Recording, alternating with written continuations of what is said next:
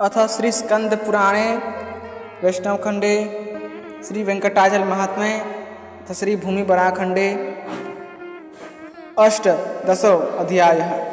सुवर्णमुखी नदी के तीर्थों का वर्णन, भगवान विष्णु की महिमा, प्रलय काल की स्थिति तथा श्वेत वराह रूप में भगवान का प्राकट्य। अर्जुन ने पूछा, मुने, सुवर्णमुखी नदी में किन किन पवित्र नदियों का संगम हुआ है तथा इसमें कहाँ स्नान करने से समस्त पाप कट जाने के कारण मनुष्य यमराज के भय को नहीं प्राप्त होते हैं। भरद्वाज जी बोले, कुंती नंदन अगस्त्य, पर्वत से जहाँ पहले महानदी सुवर्णमुखी पृथ्वी पर उतरी है, उस तीर्थ में स्नान करके मनुष्य कृतार्थ हो जाता है। वह पावन तीर्थ त्रिभुवन में अगस्त्य तीर्थ के नाम से प्रसिद्ध है। उस तीर्थ में जो प्रयत्नशील साधक अपनी इंद्रियों को संयम में रखते हुए स्नान करते हैं, वे संपूर्ण फल प्राप्त करते हैं। वहाँ सब लोगों को आनंद देने वाले अगस्त्य मुनि के द्वारा स्थापित किए हुए भगवान शिव अगस्त्येश्वर के नाम से प्रसिद्ध हैं। उस महानदी में स्नान करके जो लोग अगस्त्येश्वर की पूजा करते हैं, उन्हें 10 अश्वमेध यज्ञों का फल प्राप्त होता है। अगस्त्य तीर्थ से ईशान कोण की ओर 1 कोस की दूरी पर 3 तीर्थ हैं, जो देव तीर्थ, ऋषि तीर्थ तथा पितृ तीर्थ के नाम से प्रसिद्ध है। वहीं पर अगस्त्य मुनि ने देवताओं, ऋषियों तथा पितरों का पूजन किया था। जो लोग स्नान करके उन तीर्थों में तर्पण करते हैं, वे तीनों ऋणों से मुक्त होकर अक्षय स्वर्ग को प्राप्त होते हैं। वहाँ से पूर्व उत्तर की ओर 2 योजन की सीमा में वीणा नाम वाली महानदी सुवर्णमुखी में मिली है। इन दोनों नदियों के संगम में विधि पूर्वक स्नान करने वाले मनुष्य 10 अश्वमेध यज्ञों का फल प्राप्त करते हैं। वीणा से मिलकर परम पवित्र सुवर्णमुखी नदी पर्वतों के दुर्गम मार्ग से उत्तर वाहिनी होकर गई है। फिर पर्वतों के बीच से होकर विषम मार्ग से आगे बढ़ती हुई 4 योजन दूर जाकर प्रकाश में आई है। वहाँ से पूर्व 1.5 योजन की दूरी पर उदक्कल नामक मनोहर स्थान में यह महानदी पूर्व वाहिनी हो गई है। वहीं भगवान शंकर का अगस्त्येश्वर नाम से प्रसिद्ध एक और शिवलिंग है, जो स्मरण मात्र से मनुष्यों के समस्त पापों का निवारण करता है। जो मनुष्य उस महानदी में स्नान करके इंद्रियों को संयम रखते हुए अगस्त्य मुनि के द्वारा स्थापित भगवान पार्वती नाथ का दर्शन करते हैं, वे अनेक जन्मों की उपार्जित पाप राशि को दूर करके अनंत काल तक स्वर्ग लोक में सुख भोगते हैं। वहाँ से तीर्थ समुदाय से सुशोभित सुवर्णमुखी नदी पुनः आधे योजन तक उत्तर की ओर गई है। वह प्रदेश हिमताल, ताल और साल आदि वृक्षों से बड़ा मनोहर प्रतीत होता है। वहीं व्याघ्रपदा नाम वाली नदी सुवर्णमुखी नदी में मिली है। उन दोनों नदियों के संगम में स्नान करने वाले श्रेष्ठ मनुष्य 10 अश्वमेध यज्ञों का पूर्ण फल प्राप्त करते हैं। व्याघ्रपदा नदी के तट पर शंख तीर्थ सुशोभित है, जो सब पापों का नाश करने वाला है। हे अर्जुन, वहाँ शंखेश्वर नाम से प्रसिद्ध भगवान शिव विराजमान है, जो उस तीर्थ में भली भांति स्नान करके भगवान शंकर का दर्शन करते हैं, वे 10 अश्वमेध यज्ञों का फल प्राप्त करके देवलोक में जाते हैं। व्याघ्रपदा संगम से 1 योजन भूमि आगे जाकर शुभ एवं निर्मल जल बहाने वाली मुनिंद्र सेवित सुवर्णमुखी नदी वृषभाचल के समीप पहुंची है। वहाँ मंगलदायिनी कल्या नाम वाली पवित्र नदी सुवर्णमुखी में आकर मिली है। वह वृषभाचल से प्रकट हुई है। तीर्थराज से उसकी शोभा और बढ़ गई है। नदियों में उत्तम कल्या नदी पाप समूह का नाश करने वाली है। उन दोनों नदियों के संगम की महिमा बतलाने में कौन समर्थ है।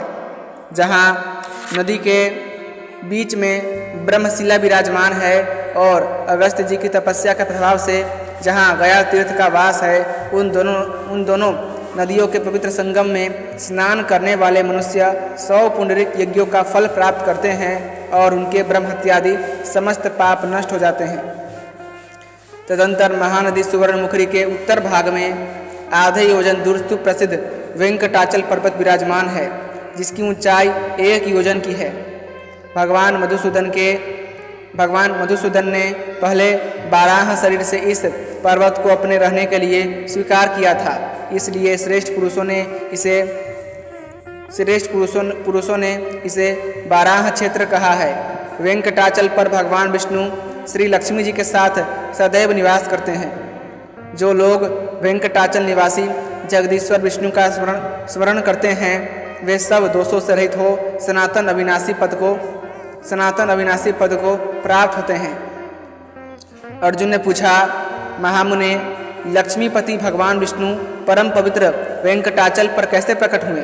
किस पुण्यात्मा पर प्रसन्न होकर उन्होंने भोग और मोक्ष प्रदान करने वाले अपने अद्भुत रूप को प्रकाशित किया है।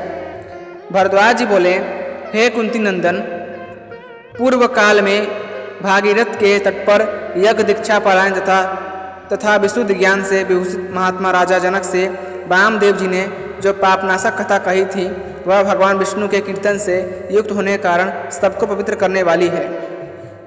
वही कथा अब मैं तुम्हें सुनाऊंगा। भगवान नारायण ही समस्त प्राणियों के आदि कारण हैं। संपूर्ण विश्व उन्हीं का रूप है।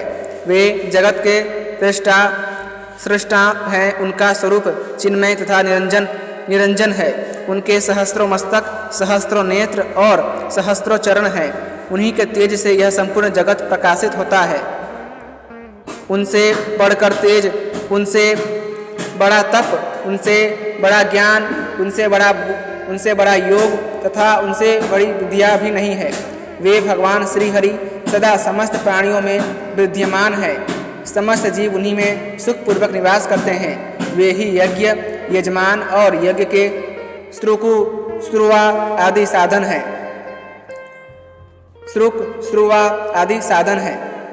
वे ही फल हैं, वही फलदाता हैं और वही सबके प्राप्त करने योग्य परम गति हैं। हरि, सदाशिव, ब्रह्मा, महेंद्र, परम तथा स्वराट आदि सभी नाम उन सर्वेश्वर विष्णु के ही पर्याय कहे गए हैं। जो एकाग्रचित होकर परमात्मा नारायण के इस महात्म्य का अनुसंधान करता है, वह पुनः संसार में जन्म नहीं लेता। भगवान विष्णु चिदानंद स्वरूप, सबके साक्षी, निर्गुण, उपाधि शून्य तथा नित्य होते हुए भी स्वेच्छा से भिन्न भिन्न अवस्थाओं को अंगीकार करते हैं। वे पवित्रों में परम पवित्र हैं। निराश्रितों की परम गति हैं। देवताओं के भी देवता हैं तथा कल्याणमय वस्तुओं में भी परम कल्याण स्वरूप हैं। पवित्राणाम पवित्रम यो हयगतीनाम पराह गतिः दैवतम देवतानां च श्रेयसां श्रेय उत्तमम्। बोध्य पदार्थों में एकमात्र वही बोध्य हैं। ध्येय तत्वों में वही सर्वोत्तम ध्येय है। विनयों में सबसे अधिक विनय और नय भी वे ही हैं। वे ही संपूर्ण तेजों को उत्पन्न करने वाले तेज हैं। तपस्या में उच्च कोटि की तपस्या है तथा सब प्राणियों के परम आधार हैं। जनार्दन भगवान विष्णु का आदि और अंत नहीं है। उनके स्वरूप को इदमिथम रूप से जान लेने में ब्रह्मा आदि भी मूढ़ हैं। वे अजन्मा होकर भी जन्म लेते हैं, सर्वात्मा होकर भी शत्रुओं का वध करते हैं तथा स्वतंत्र होकर भी अपने भक्तों के परतंत्र रहते हैं। सर्वज्ञ भगवान गरुड़ध्वज ही कर्मों के साक्षी हैं। मुनि लोग एकाग्रचित होकर उनके स्वरूप की खोज करते हैं। भगवान के चतुर्भुज नाम से प्रसिद्ध 4 मूर्तियां हैं। उनके नाम इस प्रकार है: संकर्षण, वासुदेव, प्रद्युम्न तथा अनिरुद्ध। पहले प्रणव का उच्चारण हो, तत्पश्चात भगवान के प्रकाशमान हृदय स्वरूप हृदय स्वरूप नमः पद का उच्चारण हो। उसके बाद भगवान और वासुदेव ये 2 पद हो।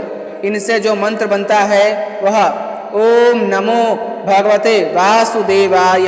यह ओम नमो भगवते वासुदेवाय मंत्र भगवान के स्वरूप का प्रकाशक है। जो प्रतिदिन एकाग्रचित होकर इस मंत्र राज का जप करता है वह भगवान विष्णु की कृपा से समस्त सिद्धियों का भाजन होता है, समस्त सिद्धियों का भाजन होता है। अब आपत्तियों का निवारण और संपत्तियों की प्राप्ति कराने वाले भोग मोक्ष प्रदाता श्री हरि ने कल्प के आदि में जिस प्रकार प्राणियों की सृष्टि की है वह सुनो। सृष्टि का चिंतन करते समय भगवान विष्णु का जो रजोगुणयुक्त तेजोमय स्वरूप प्रकट हुआ वह ब्रह्मा के नाम से विख्यात हुआ। उन्हीं भगवान के मुख से त्रिभुवन के स्वामी इंद्र और अग्नि उत्पन्न हुए। उनके नित्य करुणापूर्ण शीतल हृदय से चंद्रमा प्रकट हुए, जो फल समस्त औषधि वर्ग तथा ब्राह्मणों के रक्षक हैं। भगवान के नेत्रों से संपूर्ण विश्व को प्रकाशित करने वाले तेजोनिधि सूर्य उत्पन्न हुए, जो जाड़ा, गर्मी और वर्षा काल के कारण हैं। श्री हरि के प्राणों से समस्त जगत के प्राण स्वरूप महाबली वायु का प्रादुर्भाव हुआ, जो ग्रह नक्षत्र आदि को धारण करने वाले हैं। महात्मा भगवान की नाभि से अंतरिक्ष और मस्तक से आकाश की उत्पत्ति हुई, जो समस्त भूतों के आविर्भाव का कारण है। भगवान विष्णु के चरणार बिंदों से सब भूतों को आश्रय देने वाली पृथ्वी उत्पन्न हुई। उन परमात्मा के कानों से संपूर्ण दिशाएं प्रकट हुईं। उनके चिंतन मात्र से भूर्भुवः आदि लोक, रसातल आदि पाताल और यक्ष राक्षसगण आदि उत्पन्न हुए। भगवान ने अपने मुख, बाहु, उरु और चरणों से क्रमशः ब्राह्मण, क्षत्रिय, वैश्य तथा शूद्र आदि को जन्म दिया।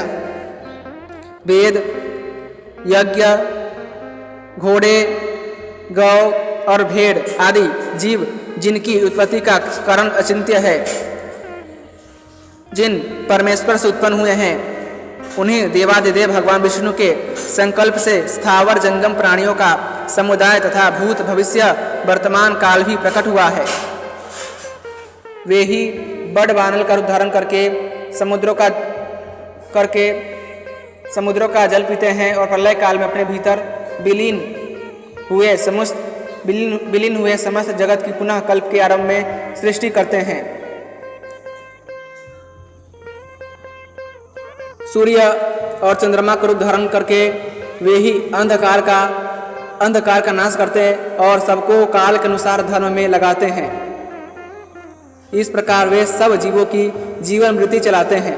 फिर कल्पांत के समय समस्त संसार को अपने उदर में रखकर लीला से शिशु की आकृति धारण किए एकार्णव के जल में बट के पत्र पर शयन करते हैं। इसके बाद प्रचंड नागराज के शरीर की सुख सैया पर सोकर केवल भगवती लक्ष्मी जी के साथ योग निद्रा का आश्रय लेते हैं। यह सब अपनी इच्छा के अनुसार योग शक्ति को प्रवृत्त करने वाले भगवान मुकुंद की लीला है। उन परमेश्वर को यथार्थ रूप से कोई भी नहीं जानता। जब जब धर्म की हानि होती है और अधर्म बढ़ने लगता है, अथवा जब जब देवताओं को बड़ी भारी पीड़ा भोगनी पड़ती है और जब जब अपने भक्त साधु पुरुषों पर भय उत्पन्न करने वाली भारी विपत्ति अनिवार्य रूप से आ जाती है, तब तक कौतुक बस उस अवसर के अनुकूल रूप धारण करके भगवान शीघ्र ही अधर्म का निवारण और जगत का कल्याण करते हैं। स्वयं ही रजोगुण का आश्रय लेकर वे ब्रह्मा के नाम से प्रसिद्ध हो सृष्टि करते हैं। सत्व गुण में स्थित हो हरि नाम धारण करके सारे संसार के पालन पोषण का भार ढोते हैं और तमोगुणी वृत्ति को अपनाकर हर नाम से प्रसिद्ध हो सबका संहार करते हैं। भगवान मधुसूदन की महिमा को यथार्थ रूप से जानने वाला कोई नहीं है। 60 बिनाड़ी काकी एक नाड़ी घटिका और 60 नाड़ियों का एक दिन होता है। 3 दिन का एक मास कहा गया, 30 दिन का एक मास कहा गया है, जिसमें 2 पक्ष होते हैं। 2 मास की एक ऋतु और 6 ऋतुओं का एक वर्ष होता है। वर्ष में 2 अयन होते हैं। यह वर्ष ही जाड़ा, गर्मी और वर्षा का आधार है। देवताओं सु और दैत्यों का दिन रात एक दूसरे के विपरीत है। देवताओं और दैत्यों का दिन रात एक दूसरे के विपरीत है। सूर्य का उत्तरायण देवताओं का दिन और दैत्यों की रात्रि, इसी प्रकार दक्षिणायन दैत्यों का दिन और देवताओं की रात्रि है। यह सब क्रम के अनुसार समझना चाहिए। अर्जुन, 43,20,000 वर्षों का एक महायुग होता है। इसमें सतयुग से लेकर कलयुग तक सभी युग सम्मिलित हैं। 71 महायुगों का एक मनवंतर होता है।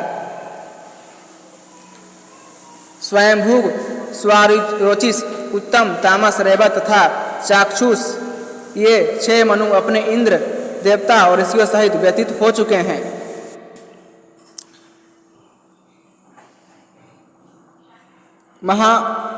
अपने और ऋषियों सहित व्यतीत हो चुके हैं। इस समय 7वें मनु वर्तमान है। इनके समय में आदित्य, वसु तथा रुद्र आदि देवतागण हैं। 100 अश्वमेध यज्ञों का अनुष्ठान करके तेजस्वी ने इंद्र पद प्राप्त किया है। विश्वामित्र, मैं, भारद्वाज, अत्रि, जमदग्नि, कश्यप, वशिष्ठ तथा गौतम, यही सप्तऋषि हैं। वैवस्वत मनु के महाबली सूरवीर पुत्र धर्मपरायण राजा इक्ष्वाकु आदि ने इस पृथ्वी का पालन किया है। सूर्य, दक्ष, ब्रह्म, धर्म तथा रुद्र, इन पांचों के 5 सवर्णी संज्ञक पुत्र और रौच्य तथा भौम आदि ये 7 भविष्य में होने वाले मनु हैं। ये 14 मनु ब्रह्मा के एक दिन में पूरे हो जाते हैं। इसी का नाम कल्प है। उसके अंत में उसी के समान रात्रि होती है। ब्रह्मा के दिन की समाप्ति होते समय पृथ्वी पर 100 वर्षों तक बड़ा भयंकर उत्पात होता है। उस उपद्रव के समय पृथ्वी सूख कर रसहीन हो जाती है, जिससे उस पर रहने वाले 4 प्रकार के प्राणी नष्ट हो जाते हैं। तब सूर्यदेव अग्नि के समान आग की ज्वाला उगलती हुई प्रज्वलित लपटों की आकार वाली किरणों से संयुक्त होते हैं। उनके दुस्सह ताप से गांव, नगर, शैल, वन और वृक्ष आदि के भस्म हो जाने पर कछुए की पीठ सी आकृति धारण करने वाली यह पृथ्वी तपाए हुए लोहे के पिंड की भांति जान पड़ती है। तब ब्रह्मा जी के अंगों से महामेघ उत्पन्न होते हैं और घोर गर्जना करते हुए समस्त आकाश को आच्छादित कर लेते हैं। वे 100 वर्षों तक बड़ी भारी वर्षा करते हैं। उस जल से सूर्य द्वारा उत्पन्न की हुई प्रचंड आग बूझ जाती है। वे महामेघ पुनः 100 वर्षों तक भयंकर वृष्टि करते हैं। उस वृष्टि के जल से समुद्र अपनी मर्यादा लांघ कर क्षोभ को प्राप्त होते हैं। उस समय पृथ्वी जल में डूबकर पाताल के मूल में चली जाती है। वह ब्रह्मा जी की शक्ति से अवलंबित होने के कारण किसी प्रकार नष्ट नहीं होती। तदंतर ब्रह्मा जी के निश्वास से वायु प्रकट होती है, जो कल्पांत में उत्पन्न हुए समस्त महामेघों को छिन्न भिन्न कर देती है। फिर वह वायु भी 100 वर्षों तक दुर्निवार वेग से बहती रहती है। तत्पश्चात उस वायु को भगवान के नाभि कमल में छोड़कर भगवान ब्रह्मा उस जल में योग निद्रा का आश्रय लेकर सोते हैं। योग निद्रा में पड़े ब्रह्मा जी की उतनी ही बड़ी रात व्यतीत होती है जितना बड़ा उनका दिन है। रात बीतने पर ब्रह्मा जी उठते हैं और भगवान विष्णु की आज्ञा से पूर्ववत सब जीवों की वेग पूर्वक सृष्टि करने लगते हैं। प्रत्येक कल्प में समुचित रूप धारण करके भगवान विष्णु जगत का पालन करते हैं। इस कल्प में उन्होंने श्वेत वर्ण के यज्ञ वाराह का रूप धारण किया और उसी वाराह शरीर से भूतल पर विहार करते हुए उन्होंने अपने पूर्व कल्पों के निश्चित निवास स्थान वेंकटाचल पर्वत पर पदार्पण किया। स्वामी पुष्करणी के तट पर चिरकाल तक विचरण करते हुए बाराह जी ने कमल के आसन पर विराजमान भक्तियुक्त ब्रह्मा जी को देखा। ब्रह्मा जी ने भक्ति भावन भगवान की पूजा करके प्रार्थना की, प्रभो अपने पुरातन दिव्य स्वरूप को धारण कीजिए। ब्रह्मा जी की यह विनय सुनकर भगवान ने वाराह की आकृति त्याग दी और अनन्य भाव से भजन करने योग्य विश्वमय रूप को ग्रहण कर लिया। विश्वमय रूप को ग्रहण कर लिया। अतः श्री स्कंद पुराणे, श्री वैष्णव खंडे, श्री वेंकटाचल महात्म्य तथा श्री भूमि वराखंडे 8वां अध्याय समाप्तः संपूर्णः। इसी के साथ श्री स्कंद पुराण के श्री वैष्णव खंड के श्री वेंकटाचल महात्मा जी से श्री भूमि वराखंड भी कहते हैं, उसका 18वां अध्याय समाप्त हुआ। और जैसा कि इस पुराण के इस अध्याय आप देख सकते हैं कि विज्ञान के कुछ पहलू भी इसमें दिए गए हैं कि एक कल्प का या एक चतुर्युग का 43 लाख कुछ वर्ष होते हैं। उस हिसाब से अगर आप चारों युगों को जोड़ देंगे तो वही अंक आपके सामने अंकित होगा। तो इसका अर्थ यह है कि जब 4 युग समाप्त हो जाते हैं, इसके बाद ही पृथ्वी का पुनः निर्माण किया जाता है। तथा इसके अतिरिक्त भी कल्प के अंत में भी बहुत भीषण भयंकर प्रलय होता है, जो कि एक कल्प 14 मनवंतर का होता है। 14 मनवंतर पूरे हो जाने पर एक कल्प होता है। 14 मनवंतर का अर्थ होता है 14 मनु की सृष्टि। तो मेरी आशा है कि ये कथाएं आपको पसंद आती होंगी। भगवान विष्णु में भक्ति ऐसे बनाए रखिएगा। धन्यवाद। जय श्रीमन्नारायण।